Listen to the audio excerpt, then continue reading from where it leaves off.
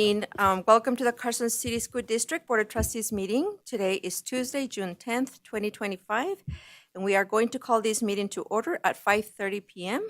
Agenda item number 1, adoption of the agenda as submitted, and this is for possible action. One question. I'd like to pull 2 consent agenda items Um, when the consent comes up. All right, thank you. Okay. Okay, so motion by trustee Walker, second by trustee Walk. Any board discussion? See none. Any public comments? See none. All those in favor? Aye. Any opposed? Motion carries. Agenda item number 2, adjournment to closed session per NRS 288.220 to discuss labor relations with the district management representatives. And this is for discussion only. So we are.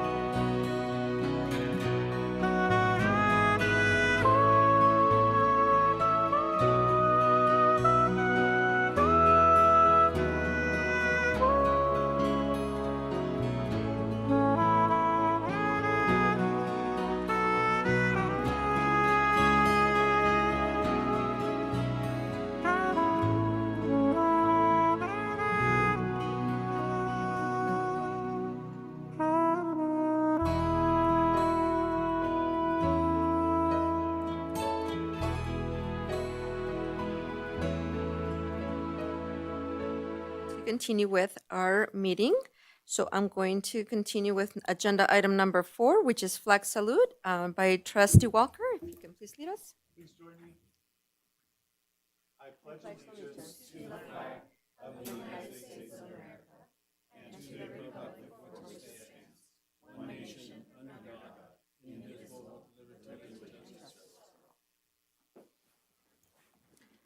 Thank you so much, Trustee Walker.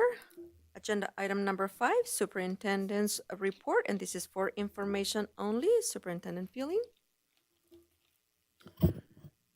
Thank you, President Ramirez. Greetings, trustees. We have a school year with a nice bow tie on it that we have completed. The last couple weeks has been a lot of fun events celebrating the end of the year and all the hard work going on, and just wanted to give a heartfelt thank you to all of our staff for making the year happen and the successes that we've had. Had some promotions and graduation last week. As you know, Eagle Valley had an adjustment to what their end of year looked like, and they have sent out a survey now to parents to get some feedback on their thoughts on that. But I attended, and it was a pretty fun event. They had the Carson High marching band there to welcome kids as they are, I guess. Sorry, yeah, welcome kids as now senators exiting Eagle Valley, which was a really nice touch. Graduation at Carson High was an amazing event, as it always is. Thousands of people just having fun and real happy. So that was fantastic. I think we ended up with the number I believe was 490 graduates. So that's up a bit from last year. Last thing, we've been working on, Trustee Walt had made a request at a prior board meeting around notification for when events are happening at schools. And so I've been working with Mr. Medeiros and IT on a fairly slick calendar option that we're going to get the schools to help us out with, but something that not only would have all those events for you to look at, but it would actually be on our website for every school, a consolidated calendar with every single school event that's going on, so that the public could see that as well. So anyway, we're working on that, and then hope to be able to present that to you sometime here in the near future. Came back from the Nevada Association of School Superintendents Conference about 2 hours ago, and it was all about AI. You have a presentation this evening on AI. There are some amazing things happening, amazing possibilities, and so I'm really just excited to have that presentation tonight on top of what I've been learning the last day and a half. Things are changing very rapidly in our world, and it's pretty exciting and scary all at once. That is all I have. Great, thank you. Agenda item number 6, board reports, board member comments, and this is for information only. And I believe we do have a student school representative. Is that so? No school representatives? Okay, then we are. Well, I wasn't sure. I wasn't sure. I wanted to double check. Okay, very good. Let's see, Nevada Association of School Board, NASB update, Trustee Warner? I have no update tonight. Great, thank you. And then board announcements. We're going to start with Michelle. I see her nodding her head. No? Okay. Rebecca?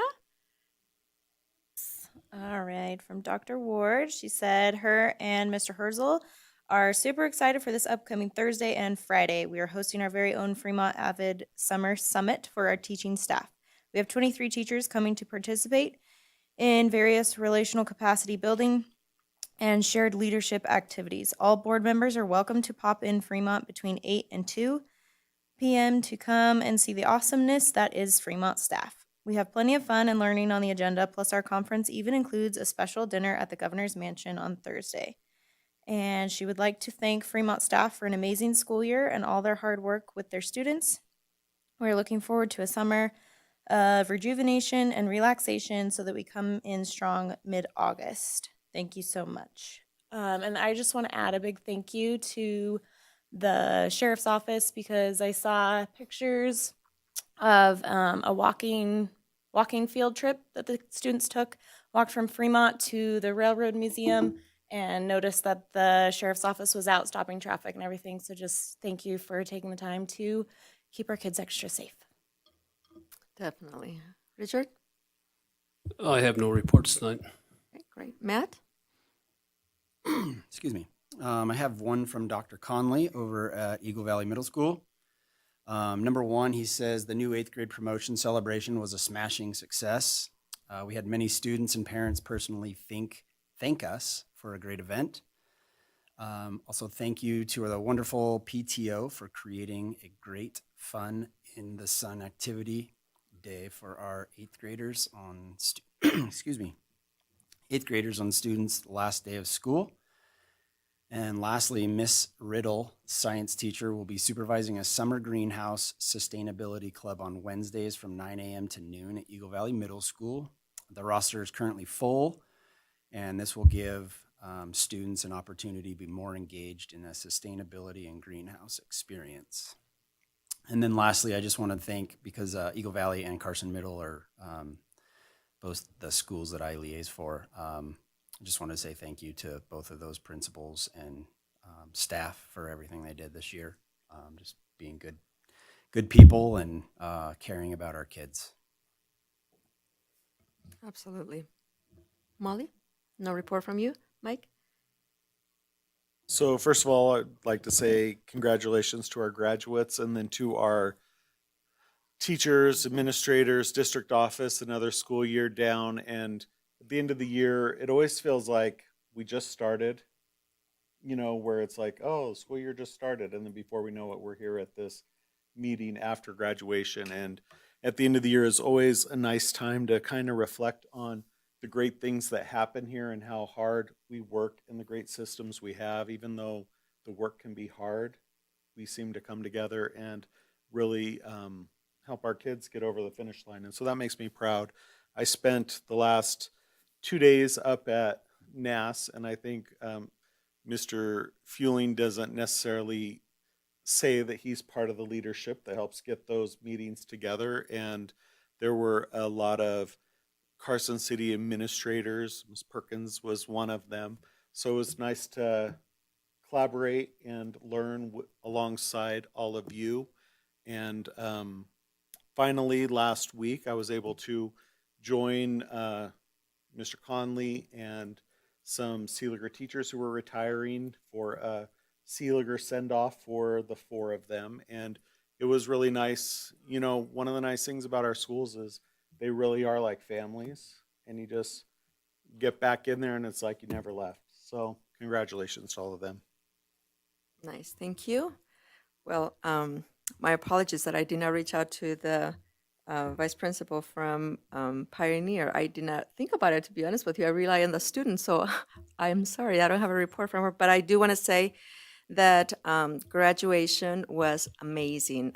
They had, I believe, 35 students from Pioneer, and it was just such a wonderful ceremony, and the whole auditorium was full of family, friends. It was just a very, very, very exciting evening. So congratulations to all who contributed to coordinating the event, and then the same for all the other graduations. There were many graduations and many end of the year festivities that I had the pleasure to attend, and it was just a phenomenal week. So thank you to everyone who worked so hard in putting all those events together, and I hope that they do enjoy their summer, very well deserving summer.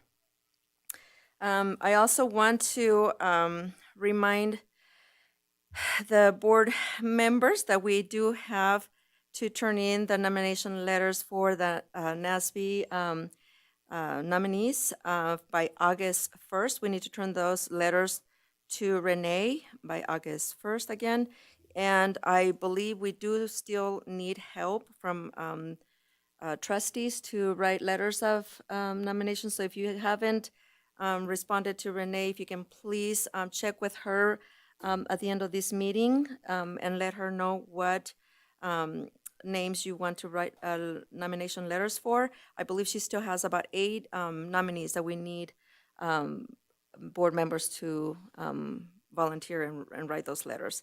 And also, if I may recommend, if you can please contact the nominees and ask them directly for any recent accomplishments or any additional information that they would like for you to include on those letters of nominations. I think it would be helpful. We definitely want to send strong letters in hopes that our employees receive those very well-deserving awards.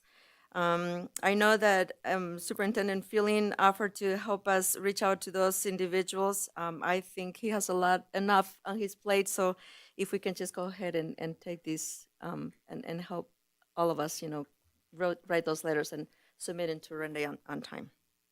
Thank you. And then, what else? I believe that is all I have for announcements. So agenda item number 7, association reports for discussion only. Do we have any association representatives? I don't see any, okay. Moving on to agenda item number 8, public comment. Do we have public comment? In-person public comment? I don't see anyone, and I was informed that we do not have public comment online. So at this moment, I will close public comment and move on to agenda item number 9. Discussion on proposed changes to CCSD policy 245 wellness policy, and this is first reading for discussion only. I believe Elizabeth Martinez, yes, is here. Welcome, Elizabeth. Hello, good afternoon, President Ramirez and trustees. Thank you for having me tonight. So this is something that really should be talked about every 3 years, but unfortunately it has not been. So we're gonna just restart. Kind of the history of this is in 2016 was the last time we reviewed our wellness policy. In 2019, when we were in the process of reviewing it, COVID happened that school year. Everybody went crazy. Nobody knew what was going on. Since then, the Nevada Department of Agriculture has not had a whole lot of direction on the wellness policies because we've all been just trying to rebuild. As of last December, they did send out a revised state wellness policy, and so we were able to revise our wellness policy. It does include a few kind of large items, but they're items that I'm really excited about. So before, we were not able to allow fundraising for culinary arts programs, which is a huge bummer because we want to be able to support our culinary arts programs. Now we are able to do curriculum-based fundraising. So I'm really excited to start that next school year. I know that the culinary arts teacher at Carson Middle School is also very excited.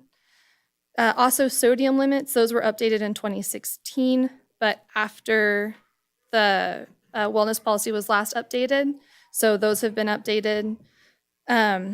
Also, some changes to beverages have been made. So before, carbonated beverages and caffeinated beverages were not allowed in schools. And now, because of the emergence of things like seltzer waters and zero-calorie, zero-sweetener drinks that are carbonated or caffeinated, because they're so popular now, they've allowed that. The caffeine is still not allowed at the elementary or middle school level, but it is allowed at the high school level now. And then the last change that you'll notice is a lot of obsolete links have been removed from the wellness policy. Thank you. Any questions or comments from the board? Sorry. No, we're just doing 9 right now, right? We're doing 9 first, correct? Right. Or Yeah. did you combine them both? Well, 10 is really just saying that we're going to have a wellness regulation. I'm sorry, I didn't print out an agenda. That's okay. That's, I'm talking about the regulation.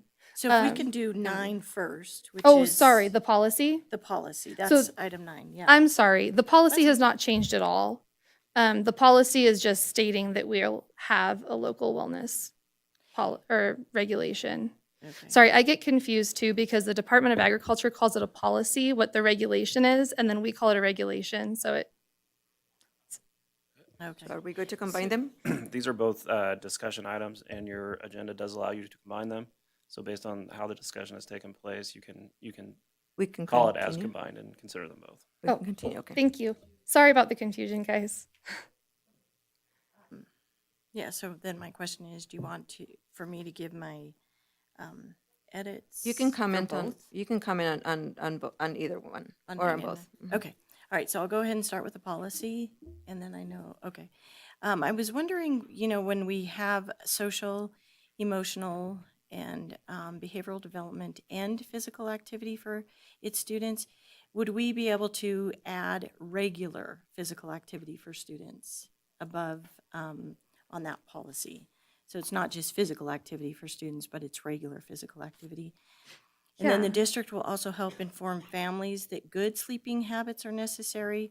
And I was looking at possibly changing good to healthy. Okay, so that's the policy. Okay, so for the agenda item number 10, the regulation. So we'll start with page 1. Paragraph 2, so I see at the very beginning, it says the Carson City School District, and then we change CCSD to district. But if you go to paragraph 2, we still have CCSD, wellness policy, so it would mean the districts. Okay, on page 2, 3 pillars of wellness, and it says the school wellness policy goals. And the second sentence has CCSD rather than the district. Okay. Then on page 5, under 7 vending, it says during the school day is defined in Amendment E. Vending from machines not run by the Nutrition Service Department may be accessible to students limited to. And I don't, that one caught me just kind of like it didn't flow very well. So I rewrote it, and I don't know if you would take that as just a consideration. Yes, please. The wording is clunky. Okay, so it says during the school day is defined in minimum. Students' access to vending machines not operated by the Nutrition Service Department will be limited to the following. So students' access to vending machines not operated by the Nutrition Service Department will be limited to the following. And I don't know if that just read a little bit better. No, thank you. Okay. Page 6, where it says, say no to late night TV and computer use, would we be able to cross out computer and say technology? Because I think it's important that we emphasize no phones. Maybe it's time to check in the phones, the iPads, so no technology use on that one. Page 7, under 6, record keeping, it says CCSD, which we would need to be consistent to say the district.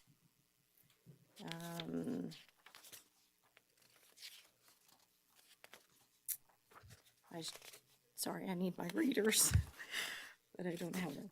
Oh, okay, and then, and I know it's not in there, but on page 15, we have an addendum F, but nowhere in the regulation does it really refer to addendum F. And so I was just wondering the need for, I want the addendum F, but I would like to be able to, emphasize that, really withholding a recess is not a healthy option. I know sometimes our hands feel a little tied, but maybe the reason the behavior is the way that it is because they need to be outside, on that end. So I'm not really quite sure where that addendum would fit in. but I would like to see that if there was some language that we could. Absolutely. Thank you so much. Yeah, so that's all I had. Anybody else? Yeah, Richard? I have a few things. Go ahead. Molly, you caught a lot of mine, thank you. Mm-hmm. But I did notice on page 3, under nutrition, health, and education, second bullet point down, there's no requirement for teachers or principals. And then on the next page, the principals are referred to as site administrators.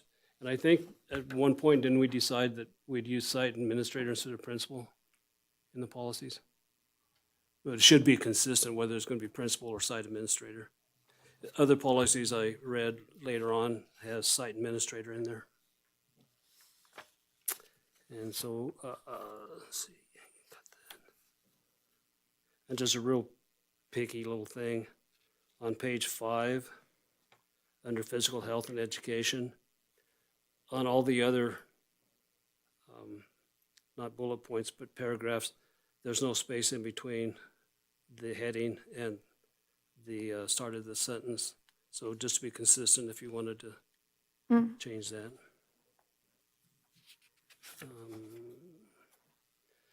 And then I don't know if you mentioned this, but on page 7, there again, it has CCSD under record keeping instead of district.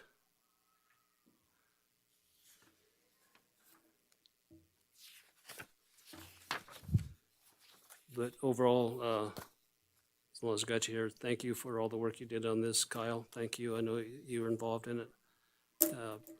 Appreciate the work you guys did on it. Thank you as well for your help.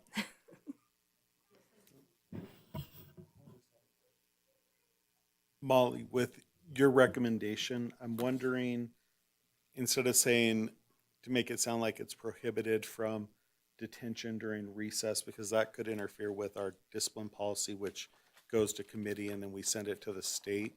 It might be, say, should be seen as last resort or something along those lines, so that we don't have contradictory policy, and that's something that every year we review and send to the state. So I would suggest that we're careful with that language.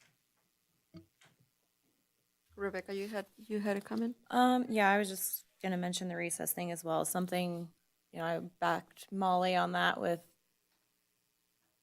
being taken away less. It's happened a lot, or it's happened as a whole class punishment, which I think isn't necessarily a good situation. But yeah, Mike, thanks for your comment as well, and saying something maybe like as a last resort, or not punishing the class as a whole for the 1 or 2 kids that are always having an issue and it's getting lost multiple times a week, because I think it is important for kids to get out. Sometimes it's the behaviors are coming because they need a break. And maybe that's better addressed in the discipline policy, and Sure. maybe just a recommendation in this policy for healthy lifestyle. Basically. Right. And I just feel like we wouldn't take, breaks away from adults legally. You can't, so why would we be taking them from these poor kids that just need that? Thank you for the insight. President Ramirez? I just want to know, I got it all. Thank you. Elizabeth, for that Trustee Walt brought up there's no reference to addendum F. I think on page 5 under that physical health and education, number 1, physical activity, you could probably find that as a good reference point for Yeah. addendum F. Somewhere within that, you might have to adjust the language just a shade, but.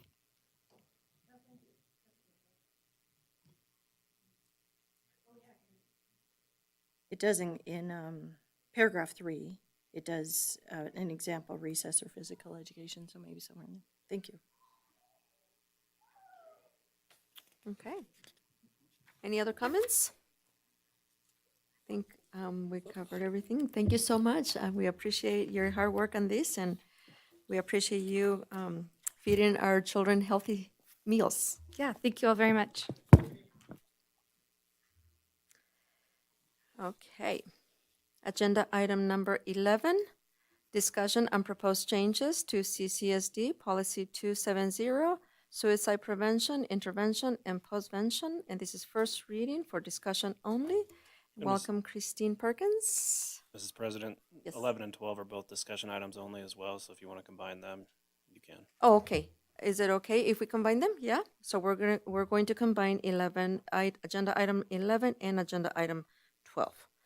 And they are both for discussion only.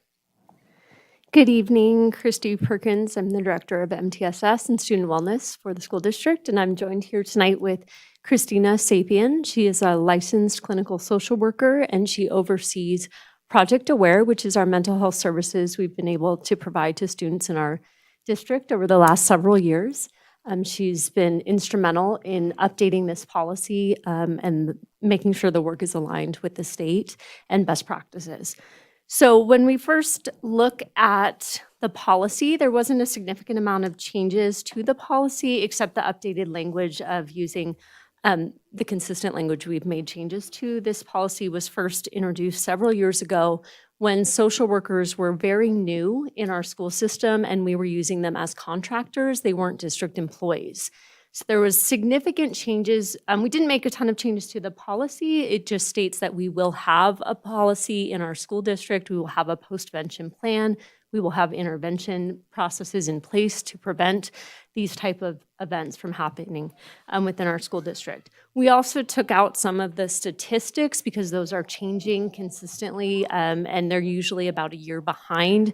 So we didn't think those should be listed in the policy or the regulation. We removed those. So that was really, there was not much work done on the policy, but significant changes in the regulation. So if there's questions regarding the policy, we could start there.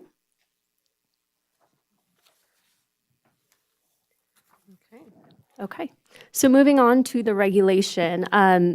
This is a very, very long regulation, and we have been working on it for many months. One of the main changes you'll notice is anytime a specific tool was mentioned, we did our best to remove that tool as those are changing all times. You might have seen words like using a lot of acronyms, the ASQ, and that was a screening tool. We took that out because that is not necessarily what the rest of the state is using at this time.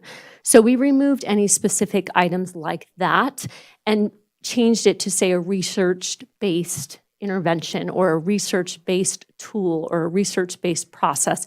And then, of course, we'll have accepted processes for our staff that are aligned with the most current work.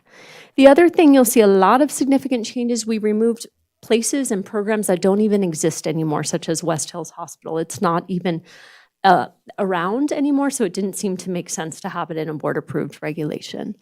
So starting there at the beginning, we have a lot of definitions and a lot of acronyms. I know Mr. Clapham loves those, so if there are questions on those, we can explain those going through. If you have questions on those definitions, we tried to define the main words we would be using here throughout the regulation. Any questions on those definitions? Questions from the board? I don't see any. Molly, you do have one? So for, These are just on page 1, 2, and they carry over into page 3, just Yes. the definitions before Okay. the scope of work. so number 3, suicide point contact, SPC. So it says appropriate staff to designate as SPC may include a mental health professional, social worker, counselor, director of wellness, principal, vice principal, nurse, and psychologist. So where do we get the mental health professional? So in our hiring practices, we have changed when we post a social worker job, we now post it as a mental health professional because that allows us to hire people with a variety of different licenses, maybe a counseling license, a social worker license, a clinical social work license.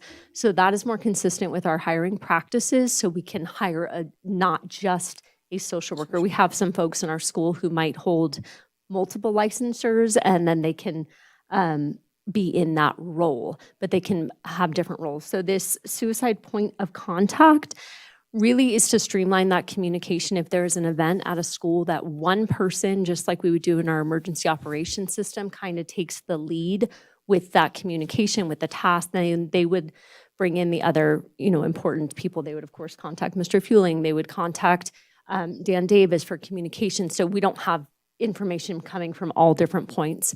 We would make sure the information is confirmed, and then that site point of contact would really be, we'd go back to that person who would then, continue with the work in the right flow. Right, okay.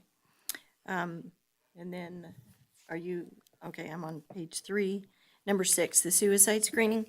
Can you elaborate on who are the trained staff members, and how does the school district select those trained staff members? Ooh, sorry. Hello, I'm Christina Sapien. The trained staff on suicide screeners are the social workers, what we're calling the mental health professionals, counselors, nurses, and any others that chose to go to the trainings that we've had this last school year. And we've trained on Columbia, and Columbia is used throughout the whole nation, but definitely used in Nevada by hospitals, the sheriff's departments, and local mental health professionals. Would it be appropriate then, when the definition of number 3 is essentially who you just listed as a suicide point of contact, rather than having the vague language of a trained staff member, would it be appropriate for that to be listed as the suicide point of contact? Is the one confirmed doing that screening?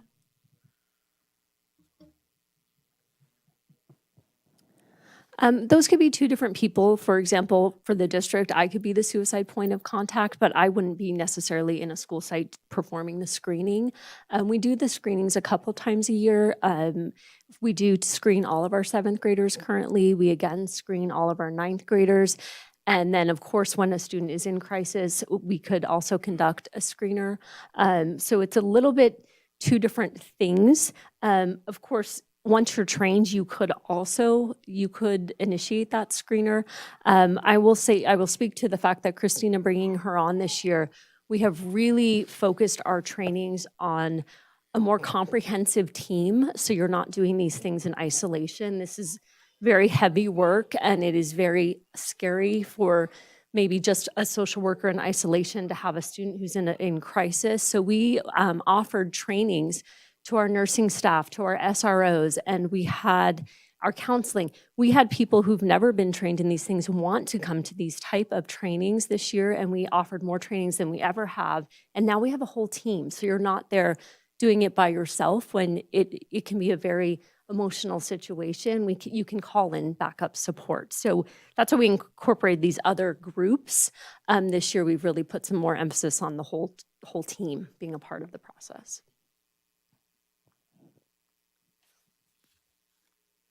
Okay, so moving on to that, we have a few more definitions on page 4 there, defining suicidal behavior.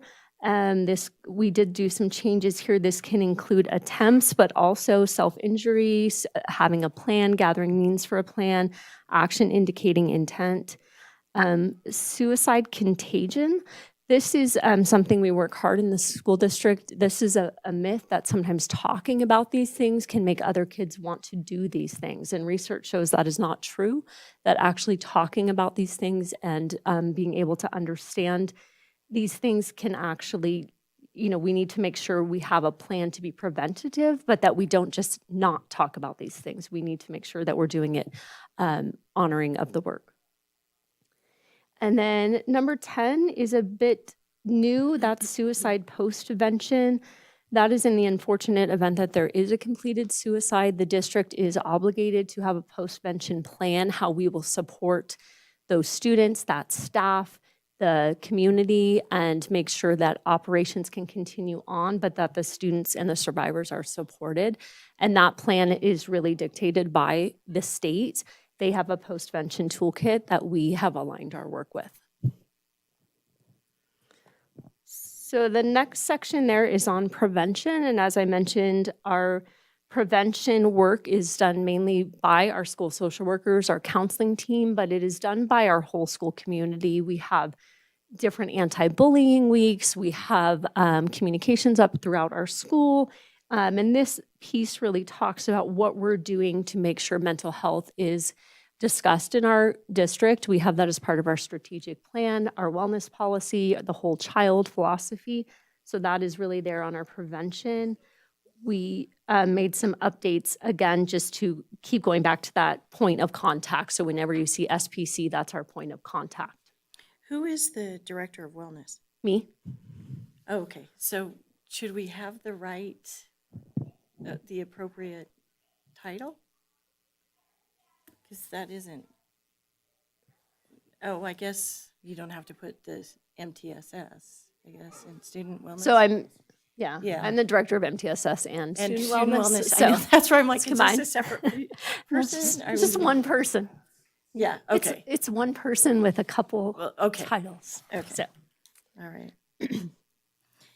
And then you'll see onto the top of page 5 there, that's where we added those school social workers, counselors, school resource officers, and school nurses. We just thought it was important to grow that team, that wraparound service team, rather than just have one group of people responsible for all of these things. Bullet item number 3 there, we made some significant changes. That's where we changed the verbiage to really say developmentally appropriate, grounded in research and evidence-based, rather than picking a specific program. We thought that would encompass the type of work that we want to do. We would obviously not bring something in that was not best practice, not research-based. We wouldn't bring something in like that, but we didn't want to name a specific program there. And then you'll see the highlights of what we cover in elementary level curriculum versus our middle and high school curriculum, what it will emphasize. So there's some bullet points, and was some pretty significant changes in that section. I just had some grammar. Okay. So it says, under A, elementary school curriculum will emphasize recognizing basic warning signs of distress in oneself, and it should say others with a comma. And then this is just, I think, format. But under B, middle and high school curriculum will emphasize I believe evidence/research should be indented, correct? Mm-hmm. And then a comma after training on programs. And then you have the comma on the next one. And then strategies for seeking help for oneself and others. Refer friends for help, comma, after the help. And then should it say then and rather than an or, correct? To combine that with interactive and student-centered activities. Or no? Okay, thank you. Uh-huh. The next section is on parental notification and involvement. This section, of course, like this whole regulation, can be touchy. We feel it is absolutely the responsibility of the mental health team to involve the parents when there is any sign of anything that could be involved in this policy. If their student is demonstrating these signs, if they have disclosed this type of information, that the parent is notified immediately of the risk factors, and that they would be a part of the process. So that could be a part of creating a safety plan for the student. Maybe it just is a discussion. Maybe they need more time with the social worker. Maybe they already are involved in outside therapy with a mental health provider in the community. But it's very important to us that the parental notification and involvement is a part of this process all the way along. When we do our screenings in the fall for 7th grade students, a notification goes out to all parents that this screening is coming up. And if you do not want your child to be a part of that, you can opt out. But otherwise, any results that come from that screening are shared with the family immediately. I just have one recommendation on the second paragraph when we're talking about when families aren't engaged or when we think it might be detrimental to the student.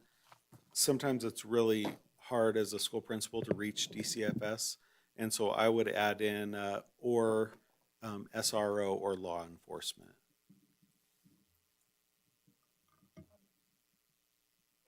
On that note, really quick then, should there be a period after delayed? Period, division, of Child and Family Services may be contacted with all communications. And a comma after well-being. But going up to the first paragraph, can you explain to me, I guess, why, where we say additionally staff will request, why is that will rather than may? Can you tell me where you are exactly? The Sorry. last sentence in the first paragraph. And I'm sure you have under the Additionally, parental, staff will request on parental page consent to 6. communicate and partner with, okay, so Yeah, that why one is. will instead of may? So that one is if you are going to partner with an external mental health provider. So if you, let's say, are in with a student and they are really struggling, and you're going to need to call Carson Tahoe Health for them to send someone into the school, you will have to contact a parent before you just bring this other person in here and dealing with the child. So that's an instance where we would mandate that you would have contact. The only exception to that, as Mr. Walker pointed out here, if the child discloses something that could put them in more harm's way, if they say, if you call my mom or dad, this might happen, then we would go the SRO route, the DCFS route, and do what we need to do to ensure the child is safe as our first priority, and then notifications could come at a different time. But student safety would always be our first priority there. I have a question going back on paragraph 1, like under prevention, that first one, is just talking about staff members shall refer students they believe to be at elevated risk for suicide to an SPC. But it doesn't really talk about anyone else, like if there's a student, if they want to report maybe themselves or a friend, if a community member has a concern, anything like that. Is there anything that talks about how they can contact them, how to identify who those people are, if there's a way to report anonymously, just to make it easier for that? Like, as you said, there's like a screening that goes out. Is there any sort of like, not necessarily a class, but, back to school kind of thing where this is covered and who they can talk to and go to get that extra support? Yes, there are resources for that. We have Safe Voice in our community, which is 24/7 anonymous reporting. Any student, community member, staff member, parent, anyone can use that service through their mobile device. There is a website. You can even call in, and there's an operator 24/7. If you are showing signs in that call or have concerns of the suicide ideation, they will do a screener with the student over the phone. They will use the Columbia, which is what we will be using consistently. And the operator will provide those screener questions either in text form or verbally. And they can then, as we know, the SRO is notified, the school's notified if those type of things go in there. So anyone could do that. And then the school sites do a lot of work at the beginning of the year of, this is a safe person. This is who you can go see if you have concerns. They meet their counselors, they meet their social workers, and all students have access to that throughout the year.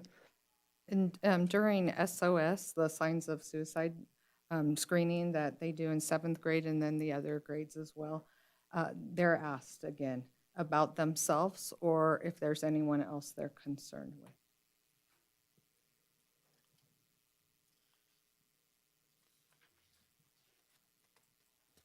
So the next section there is talking about the intervention procedure. This is during the formal screening. If a student does become positive for suicide ideation and an immediate danger to self or others, a safety plan is initiated, which may include a mental health crisis hold and transportation to the nearest emergency department.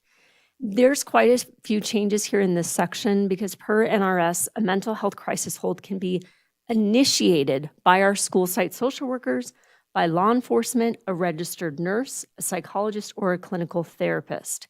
The school site would then work with law enforcement to transport the student to a facility where only a physician, psychologist, or physician's assistant, an advanced practice registered nurse, or a licensed clinical social worker with psychiatric training would actually certify the hold. And then one of those same people are the only people who can release the hold.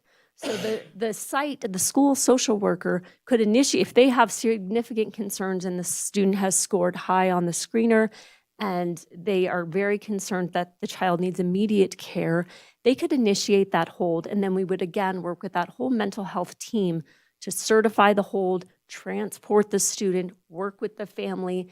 It doesn't mean that the student might not be there for 72 hours. They might go to the facility, the doctor might say, okay, your parents have a plan in place, we're taking you to your therapist, we're adjusting your medication today, and we're gonna release you to mom and dad with a safety plan. They might need to stay longer, right? But that is really, it's just the job of the school site to initiate that process. And then we, of course, use the professionals to help us make sure we are following all the steps medically necessary at that time.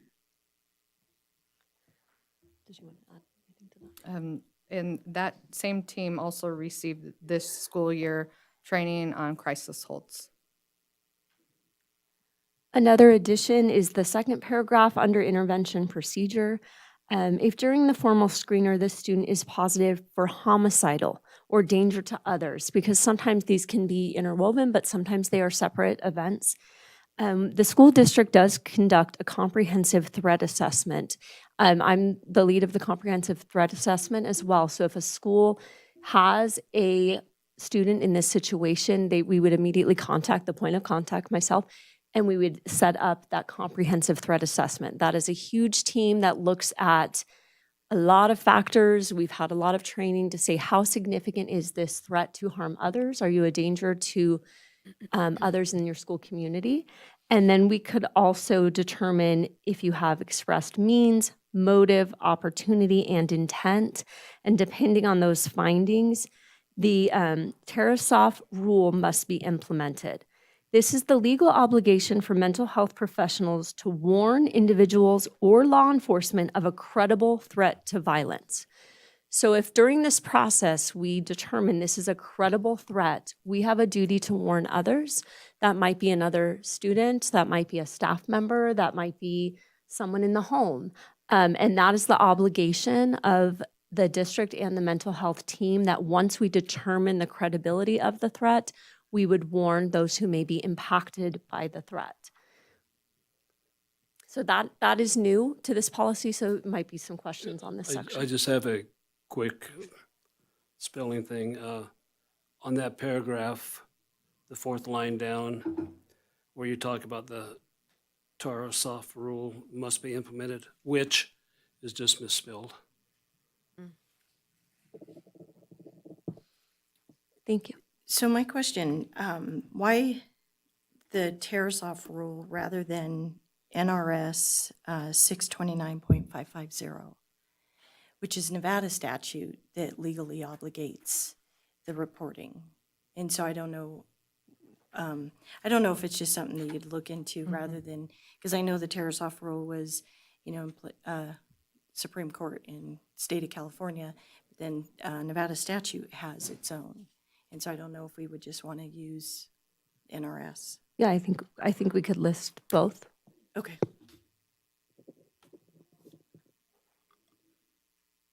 And in that situation, we would rely on our school administrators to do the notification. Sometimes that can be a very difficult conversation, especially for our mental health providers, if it's involving other students and families. And it feels awkward to call another parent and say, hey, this kid might be upset with your child and your student's name was on, they're upset and they have a plan to harm. So we would really rely on our school administration and our district team to make those phone calls, because those can be very scary and difficult. And we want to ensure the other families and all students and staff at that time that we have a plan in place. And then we also have a plan for those who may be impacted or might be afraid to return to school or whatever, that we would make a plan to support them as well.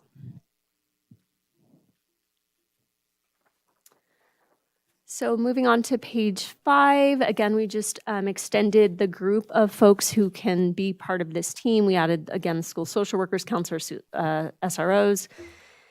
Number 3 says our youth suicide prevention programming. We changed the language again to be developmentally appropriate, grounded in research. We've already discussed that, right? Yeah. I'm going On to backwards 7. now. Just want to keep this Okay, going on forever. Just to reiterate. To reiterate, we've made that correction. Okay, so we're now moving on to page 7. 7. Not backwards to page 5, please. 7, we're gonna get rid of that whole page. And that is where we just had some really outdated resources. West Hills no longer exist. The numbers were incorrect in some of these other items. The ASQ is kind of an outdated tool. We're not using that anymore, so we've just removed that whole page there on page 7. On to page 8. In and out of school suicide attempts. A lot of the verbiage was changed here because it was very centralized just around students.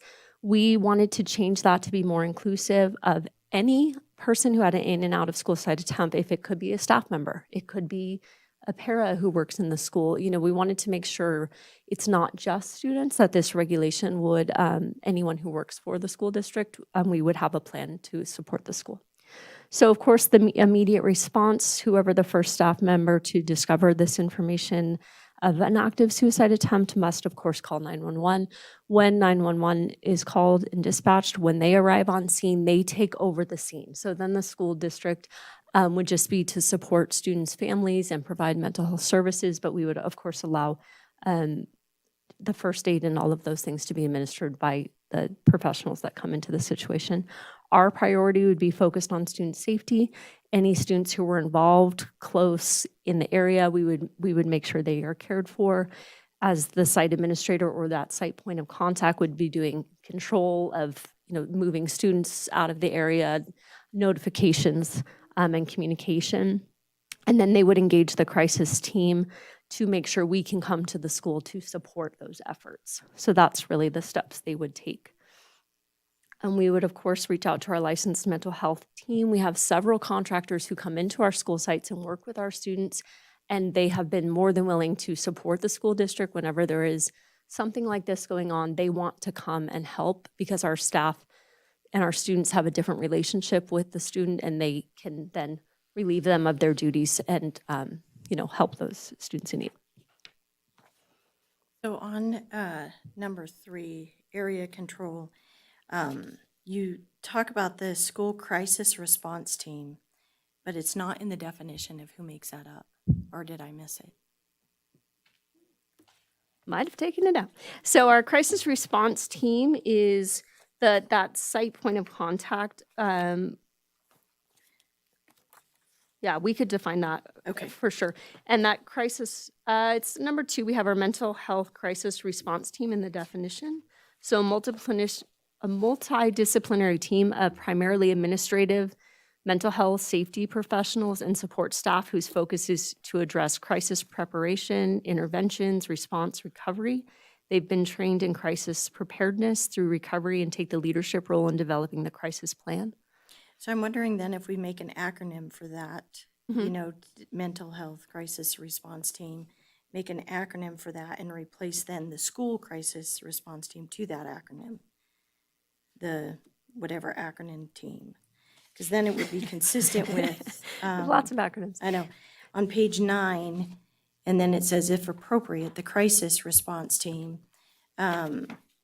Because then we refer to the school crisis response team, then we go just to the crisis response team, which probably should be capitalized there as well. So I would just encourage that we're consistent throughout the whole document. And I can clarify that for sure. We have 2 different teams. So you're going to have your site response team.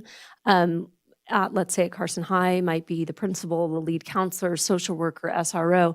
Then we have a district team as well who would be coming in to support the site and the students and the staff, which would include myself, Christina, perhaps other folks from the community. So I can define those better so it's clear. We have a school site response team and we have a district crisis response team. Okay, because then further down in 9 too, where it says the reentry procedures, and I know you're not there, but we'll, then it just refers back to the school team. So there's another one where we might want to just it's a test to keep up with all the acronyms. So I will clarify that. So which team we're talking about. And it is, of course, going to be a mix of these people and who's available and what team is responding where, and how many people are impacted. So we can make that a little more clear. Re-entry procedures, there wasn't a ton of changes done here. Something we have incorporated this year, some work we've done, is students who have been hospitalized for a mental health crisis, maybe a suicide attempt or psychiatric hospitalization. There hasn't always been great communication between these two organizations. Sometimes the student is out and we don't know why they're out. Maybe it's the parents or the family doesn't feel comfortable disclosing that information. Maybe the student's out for a few weeks, maybe it's only a few days. But we're really working with these outside agencies to have a better re-entry plan so we know what was decided, what the student needs to feel safe. And Christina is working on MOUs with these different folks so we can make sure our students are supported when they return and we can have that better communication of what occurred when they were out of school.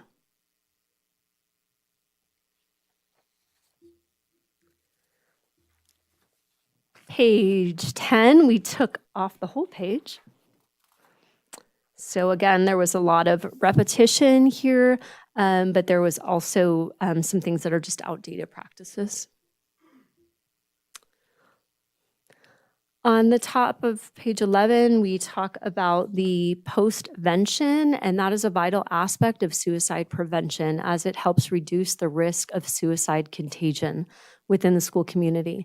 Following a student's death, especially by suicide, immediate and thoughtful steps must be taken to support those affected and restore a sense of safety.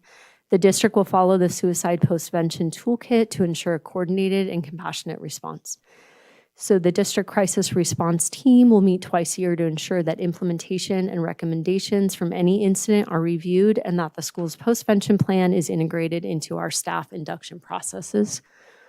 The district crisis response team will review and refine the postvention plan regularly, ensuring continuous improvements based on lessons learned and current best practices.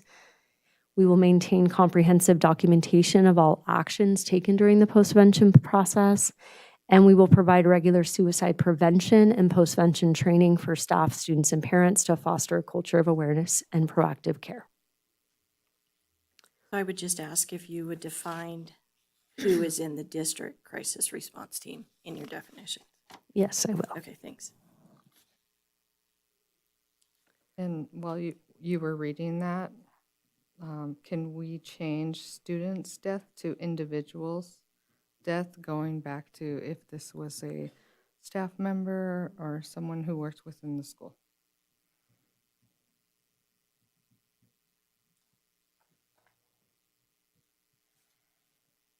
So this, then there at the bottom, we did make some changes because again, some of those practices are outdated. Some of those phone numbers and things don't work. So we just updated it with 988, which is the Suicide and Crisis Lifeline, the National Institute of Mental Health, warning signs of suicide, and the crisis hold packets if you are at a situation where you need to initiate the crisis hold. And we also are developing accepted practices for our internal working documents that Christina can discuss. They're not going to be part of the board voted upon regulation and policy, but we can just go over those. So we're working on a flow chart, and we've shared this with our social workers and counselors and the SROs and the MOST team at the Sheriff's Department. And it's just helping them go through the process of when they may have a student or somebody with them who is in crisis.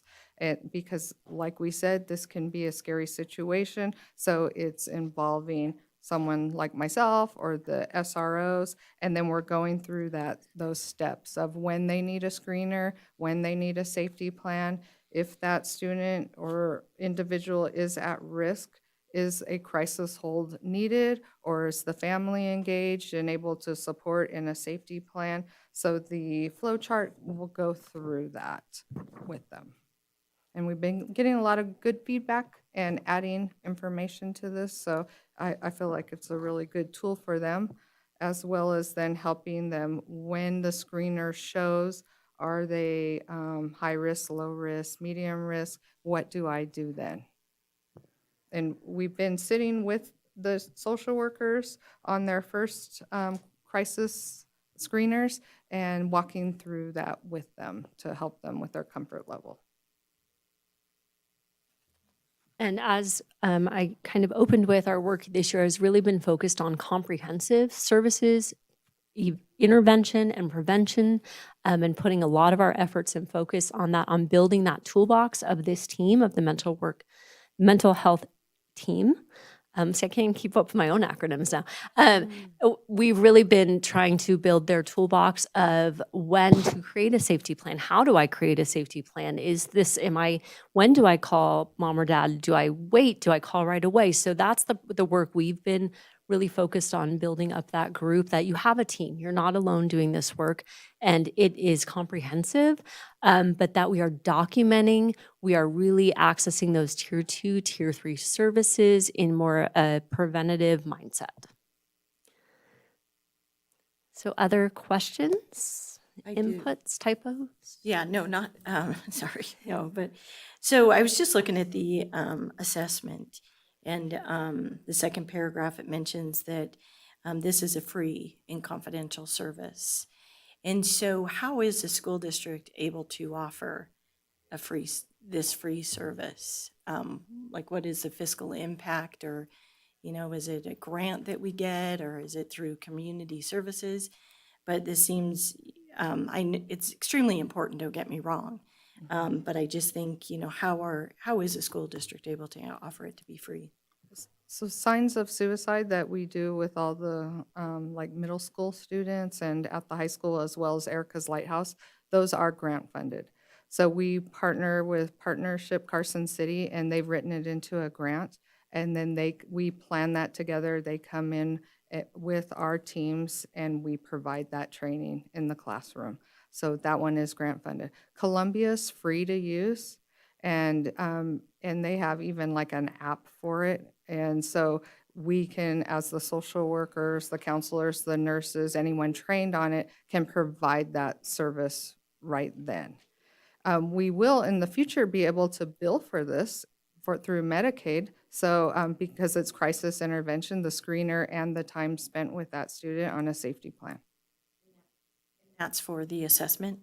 Mhm. Okay, great, thank you. No, thank you for the presentation, that was very well, thank you. Richard? Yeah, very, very good. I really like the regulation. But I do have a question, and maybe for Mr. Fueling and maybe the board in general. Throughout this, on several occasions, I brought it up last policy. There's referred to as site administrator, and then other areas as a principal. And so I don't know if I thought we talked about that one time before. And did we come up with, are we going to use site administrator in policies, or are we going to use principal? I know they're interchangeable, but just for consistency. I can change it to site administrator. I think that's a good call, because sometimes the principal's off campus and your vice principal is going to act as the site administrator. You might have a dean of students who is going to be taking the lead on the case. So I can go through and make sure it's a site administrator consistently. All right, yeah, I could tell you where they're at, but you can go I'll through it. find. So that'll be on both, on the policies and the regulations? Yep, okay. Great. Any other questions? No? Well, thank you so much for this presentation and for all the work that you're putting into this. This is definitely a very critical service to our families and the students. Thank you.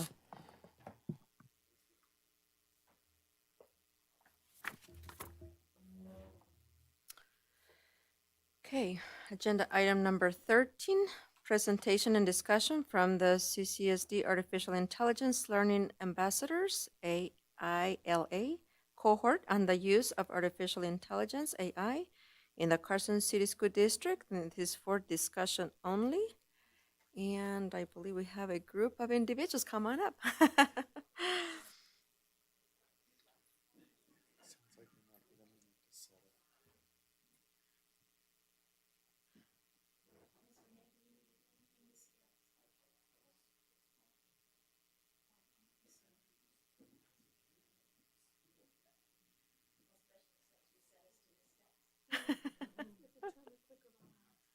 Turn the clicker.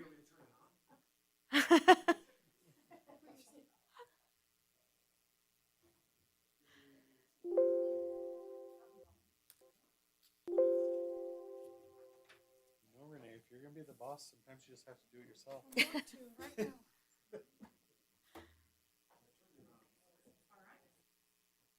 There you go.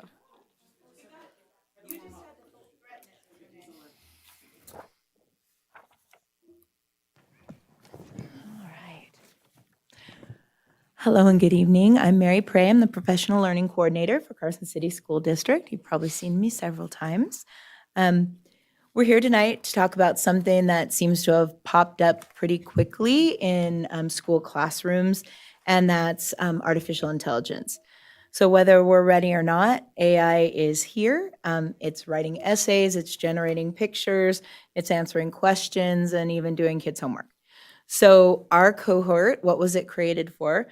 Superintendent Fueling asked us to, and actually asked Leanne Morris and I, to try to figure out how to help teachers and students use it wisely and not wildly.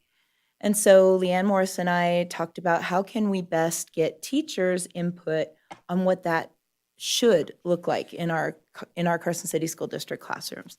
So with me tonight are some of the 16 teachers who are part of the AI Learning Ambassadors cohort, and they Mary- were from across schools, across Mary- departments, grade levels. Mary, may I interrupt you? I'm Of sorry. course, sorry. Can you please introduce yourselves? I sure can. Thank All you right, so much. so I'm going to let them introduce themselves. So we'll start with Rachel down here. You got to press your microphone. I'm Rachel Overstreet. I teach fourth grade at Fritch Elementary. I'm Jessica Scholes. I teach sixth grade Digital Explorers and seventh, eighth grade Agriculture at Carson Middle School. I'm Tamara Turnbow. I'm the head of the English department at Carson High School. Marvelly Clayworth, speech language pathologist, department chair of the speech paths in the district. Did you get that? Yeah, okay. Thank you so much. We appreciate that. Absolutely. All right. So these teachers volunteered their time to dive in, to explore what AI looks like, to ask the hard questions, and start building that responsible path forward for AI in Carson City's classrooms. So basically, some of the questions we've wrestled with are things like, what is helpful AI? And how do we define and redefine the idea of cheating and plagiarism? How do we save teachers time without losing the heart of good teaching? And how do we prepare our students for a world that's already constantly changing under their feet? So the big ask in this, the big ask in this was pretty clear directive from Superintendent Fueling. And that was, we're not just trying to jump on a trend, right? We know it's here, and so we're trying to lead with purpose. And we want our teachers and our students to be smart users of AI, including being critical thinkers who understand when to use it, how to question it, and what its limits are. So, and we want our teachers to feel equipped and not behind the eight ball and not overwhelmed when it comes to AI use. So tonight, some of our learning ambassadors are going to share what our cohort has been learning and building and starting to shape that idea of a district-wide approach, and that we aim to put ethics and creativity and real classroom needs at the center of any AI that we put forward as part of those policies. So we know that AI is moving fast and it's always changing. So thanks to the curiosity and collaboration and courage of our teacher cohort, we're trying to take that thoughtful approach, grounded in what classrooms actually really need as far as AI tools. So we don't have all the answers yet, but we're asking the right questions and we're taking the right first steps, I believe. So, and we want to thank the board for supporting the work that teachers are doing around AI. So I'm going to introduce again Rachel and Jessica, who are going to talk a little bit about teacher use. So again, I'm Jessica Scholes, and I teach sixth grade Digital Explorers, which is a computer class at Carson Middle School, and I teach seventh and eighth Agriculture. I'm Rachel Overstreet, and I teach fourth grade at Fritch Elementary. So I tend to be a fairly cautious person. I'm very hesitant with dipping my foot into it and saying, okay, do I want to do this? Is it going to save me time? Is the learning curve going to be take me longer than it would take me to generate things on my own? And so I've really been hesitant to jump into AI. I definitely consider myself still very much a beginner, especially compared to some of my coworkers. So I also, in the back of my head as that computer teacher, I'm always trying to incorporate the thoughts of like safety, data privacy, security, and then how can I teach that to my students? Like, you need to be aware of these things. So, but I've seen it coming around, and one of the reasons I signed up for this cohort was I'm like, this is going to be important. This is definitely changing the way we do things. So my conservative steps using it, I've primarily used it for revision and editing. I will spend forever on an email just choosing different words, asking my coworkers to please read it for me. Does it sound okay? And AI is so useful for that, especially for the word choice, silly little editing errors, that type of thing. It tends to catch for me. I've also used it minimally in lesson planning. I use it really as a complement. I'll write the lesson, I plug it in, and it comes up with ideas. And I'm like, oh yeah, it's been a while since I've used that technique in the classroom. So I tend to do the majority of the thinking there, and I come back to it, and it edits for me. I've also been on the CT committee for revising standards for the middle school for career and technical education. And we're going through revising them. I'm like, how are they done so fast? And then I talked to my coworkers from Vegas, from Elko. Oh, we plugged it into AI, and then they go back and they edit and they check. So that was super useful for aligning standards, saved a ton of time. We still have to go back and check. But as someone who doesn't teach English and the English standards aren't memorized, it's very helpful for me to go back and say, okay, I'm a verification as opposed to the creation at that point. So some of my major takeaways, as this has been can be a huge time saver. I will say I have spent more time with the AI than it would have taken me to generate something on my own, like fine tuning, asking it to correct. I'm definitely cautious. I'm kind of excited to see where it goes, still a little cautious. And then as far as the student engagement piece goes, I try to tell them when I've used AI and something that I use with them. I don't ask them to use it. And they're very excited. They're like, can we use it? So I know they want to. They want to use it correctly, hopefully, as well as they are actually using it without realizing now. Anytime they do a Google search, it's the AI generated responses. And I've asked them, and whoever raises their hands, it's about 50-50 if they realize that AI will make up the information to answer your questions. So they definitely need to be aware of how to use it and how to look at it and use it responsibly from that perspective. And they're not even really fully aware when I asked them to cite their sources and they say, oh, Google. And I'm like, did you click on the link? Did you see if it was a correct link? So they need to be taking those next steps. Our cohort is definitely in a unique position because we're teaching, learning, and leading AI all at the same time. And it's changed so much from the time we started, not less than a year ago. AI has developed so much in that time. So this year I used AI as a personal assistant, again, revision of emails, communication. But it was really nice to use when other teammates would ask me for feedback. I would not only provide feedback, but then I'd show them how to plug it into AI and get additional responses or ideas. And they were completely blown away by how they could potentially use it in the classroom. I also used it a lot this year for grant writing. I do a lot of grant writing for this school. And grants that were taking me 2 to 3 weeks to write are now taking me 2 to 3 or 4 days, which has been such a time saver. And so not only have I learned this year how to help teachers be more strategic, it's also helped me be more strategic with the use of my time. And really, ultimately, it's honoring the time, the limited time that teachers have. In future, one thing that we've talked about is having more transparency for teachers and administrators because feedback is so personal and we don't want to take the humanness out of that. So when an administrator is using AI for evaluations or when teachers are providing feedback to students and they're using AI, we just want transparency with letting people know when we're using it. So that way we are thinking also about using it in an ethical way.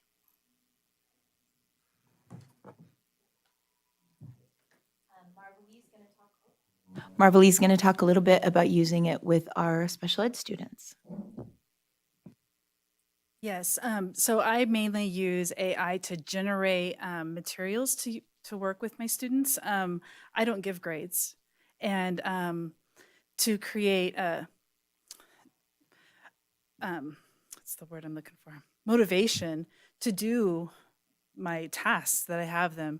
I use AI to use the student interests to create like a slideshow to work on specific lessons. Like for instance, I have one where I'm working on inferencing, and the student really likes airports. So I created a slideshow using AI to talk about inferencing at the airport, but a lot of it I had to edit and make it more make sense for the student and what his cognitive level is at. I use it to create word lists, to create sentences, like if we're working on a skill like irregular past tense verbs, so then the student can edit the sentences. And then the big thing is differentiation of lessons for different levels of learning in the regular ed classroom. So I interviewed my colleagues who teach special ed at Carson Middle, and that is one of the main things that they use AI for. It's very useful, like if a student is working on something in social studies, but their reading level is lower than, 7th grade.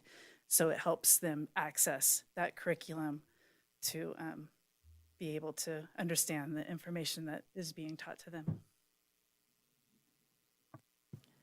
All right.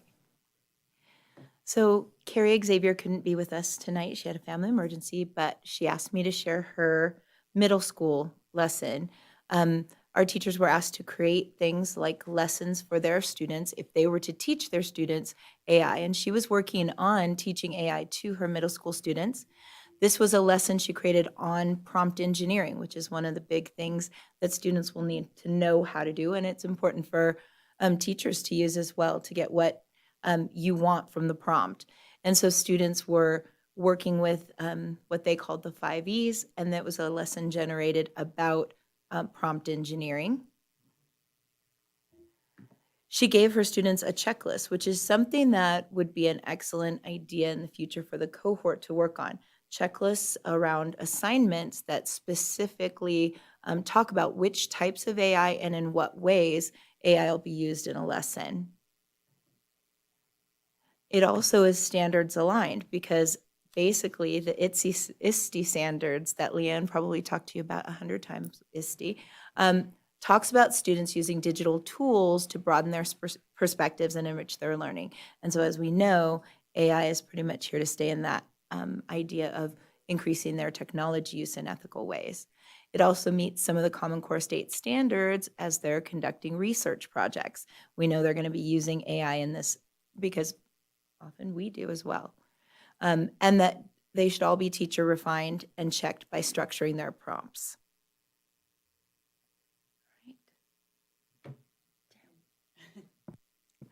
I'm Tamara Turnbow from the high school. I teach English there, and so I want to talk about using AI for engagement and inclusion.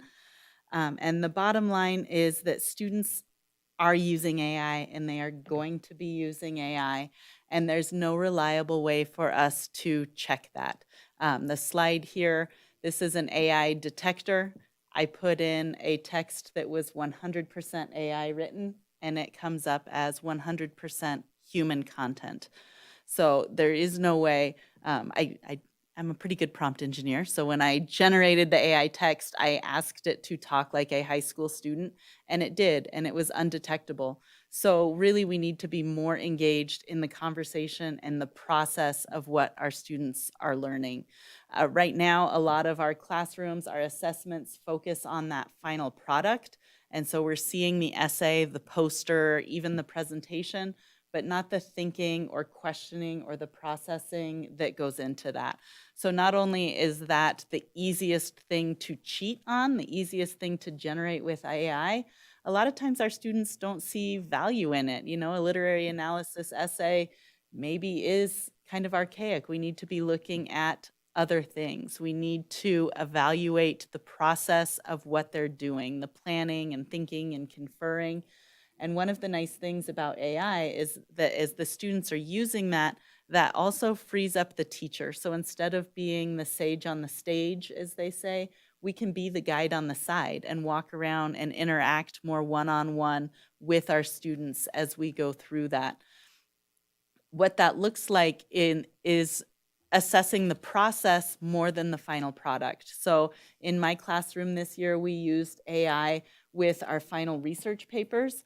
So one thing to think of with AI is, in general, we think of AI as a singular thing. There's just kind of one entity, one robot overbrain out there.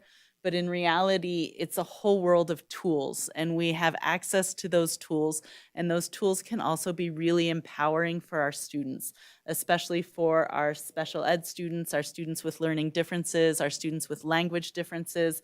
A lot of times they freeze up when faced with a task like an extended research paper, but we were able to use resource chatbots to talk to the sources we were looking at, research assistants to help with what do we ask next. I was able to pause those tools, turn AI off, and talk about what is appropriate and inappropriate in the research process. And they did their own research without those robot tools. And then we came back to the revising and talked about what is effective for revision. And so throughout that process, not only did I have control of turning the Magic School AI on and off, but I also got to be more engaged in what they were doing. It would tell me who is engaged, moderately engaged, highly engaged. I got to see their questioning process. I could go through their prompt history and see what they were asking and how their thinking was evolving and changing. So it really gave me a better look of what they were doing in the classroom. And again, I had that time to interact one-on-one with those students as opposed to reading everything on paper myself and giving independent feedback. So on Magic School, what that looks like, you can see there are a number of different rooms there on the left. They're called student classrooms, and you can add different tools to the different classrooms. You can turn those on and off. You can pause them, which really invites the conversation of when is it appropriate and when is it inappropriate? How do we use this ethically? Which brings us to the metaphor that we're looking for as we develop our policy and implementation, which is a basic stoplight. You know, a red assignment, no AI, you're on your own, show me what you can do. Yellow, we're gonna have a conversation about it and use it with specific intentions. Or green, get creative, show me what you have. Write that vocab list into a Taylor Swift song, cool, right? So having the conversation. And then students don't feel like it's taboo. You know, they're more willing to ask, is it okay on this project or not on this project? Because it's not just off limits and scary. It's something that we're having conversations about, and they can see that we value some of the tools that they're using, and it really opens up their thinking there as well. So in thinking about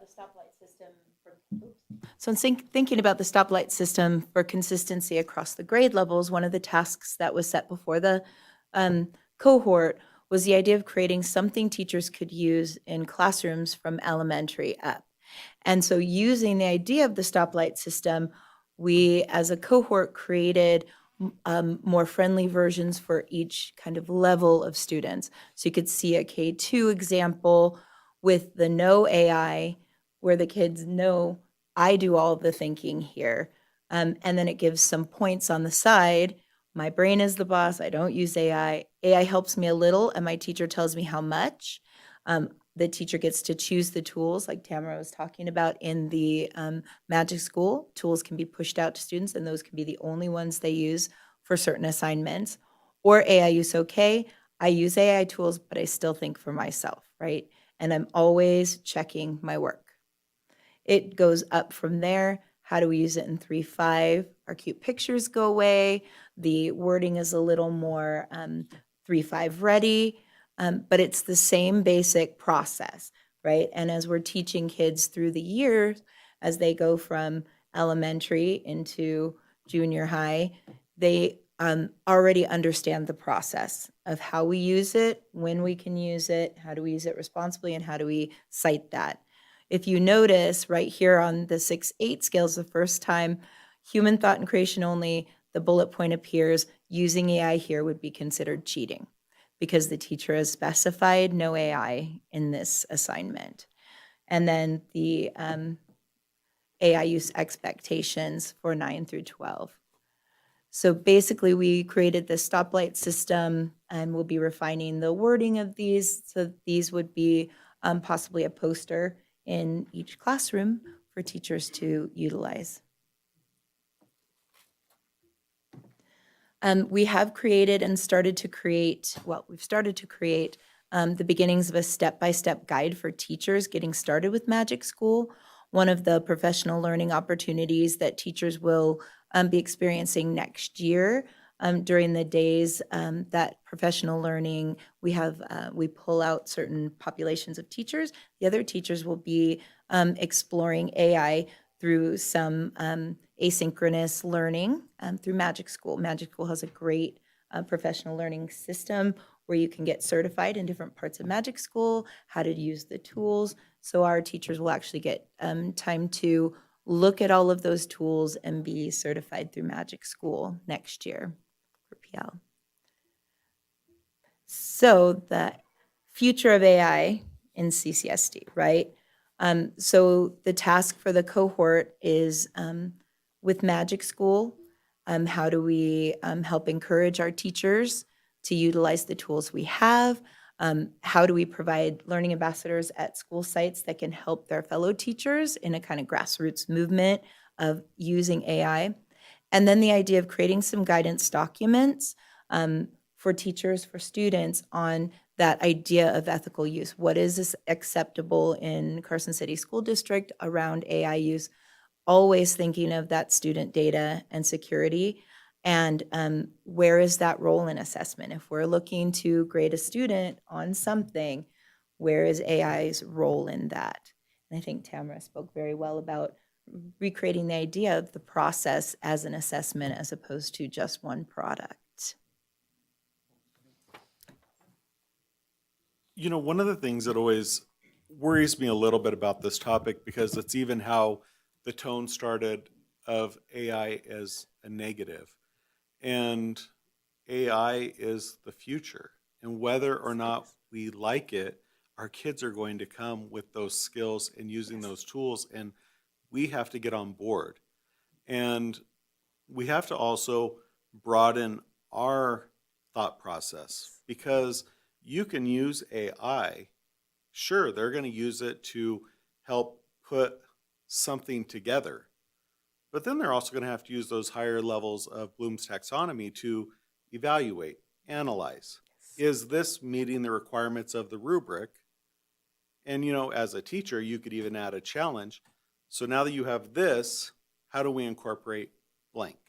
So there's a way to really up the rigor in our instruction while also streamlining the process for teachers and helping them. So I think that there are things that we have to worry about. There are potential downsides, but there are ways to really streamline and really elaborate on what we're doing with students. And so I just want to say that I think that our generation is always going to be very skeptical of this tool because it's not a tool of our generation. But as these years go on, I mean, my 3-year-old niece could do things with my phone I didn't even know I could do. And that's not because somebody told her. She just knows because that's been her world. And so I just would say that, yeah, it's scary. We have to learn a lot, and we have to make sure we know what's out there. But we also have to be open to it because it's here. Exactly. Thank you for that. And that is part of what this cohort always considers is our job as teachers is to train this generation in what they're going to be doing in the future. And there are already careers in AI that we never would have dreamed of. Careers as a prompt engineer is probably not that far off. So our training ground for our kids now is what they're going to be dealing with in the future. And we have a feeling the genie's not going back in the bottle as far as AI. So what we teach now is not going to go to waste for either our teachers or our students.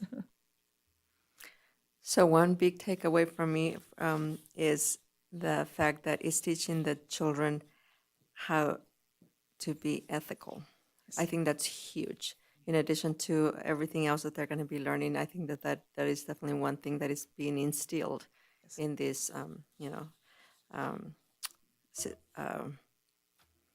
whatever you call it, a program or however you want to call it. But I want to thank you for educating us. I mean, this is huge. To me, this is very intimidating, like one mentioned earlier. It's very intimidating, but I know that I need to get over it and I need to start using it. So thank you for educating us and for everything you're doing for to educate our children.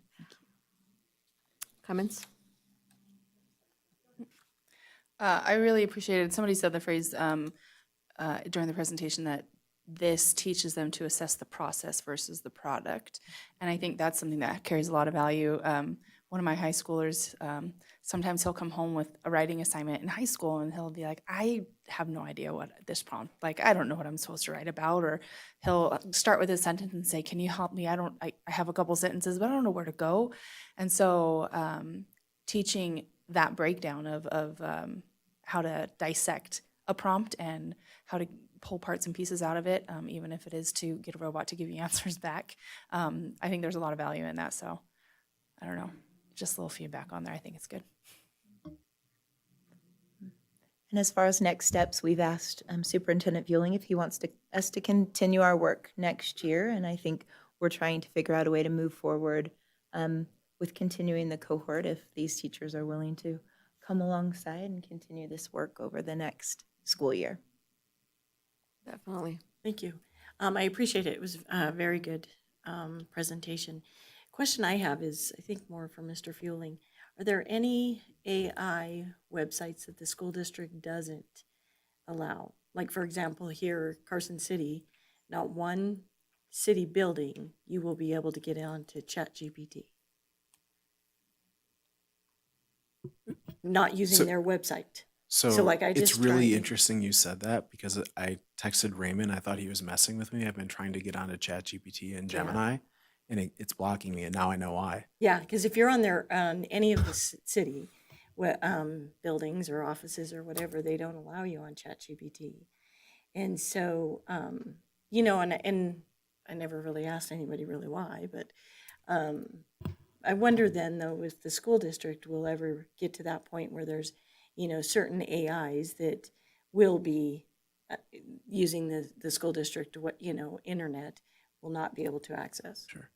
If I can actually have Raymond come up, because I think there's some details around this given ages and certain privacy issues and things like that. It's actually a rather deep question. Yeah, thank you for the question, Raymond Medeiros, for the record. So in terms of AI being blocked within the school district, it really depends on the privacy policies and what age groups are permitted to use it. So for instance, Google Gemini just recently released for the education sector under the Google Core licensing, which means that we could use it for students 13 and over. So that's been opened up for students 13 and over. Magic School is K-12, so that's been opened up for K-12. So it really depends on the resource and what we can legally open up for our students to use. Does that answer your question? Currently, we have Magic School open. We have Gemini open for 13 and over. And ChatGPT for our staff as well. So the students are a little more restricted than staff, but we have several of them open. The rest of them are blocked. I guess my question would be, with using ChatGPT, do we have data rules? Because if there's sensitive information shared, then that's information that is owned by ChatGPT at that point.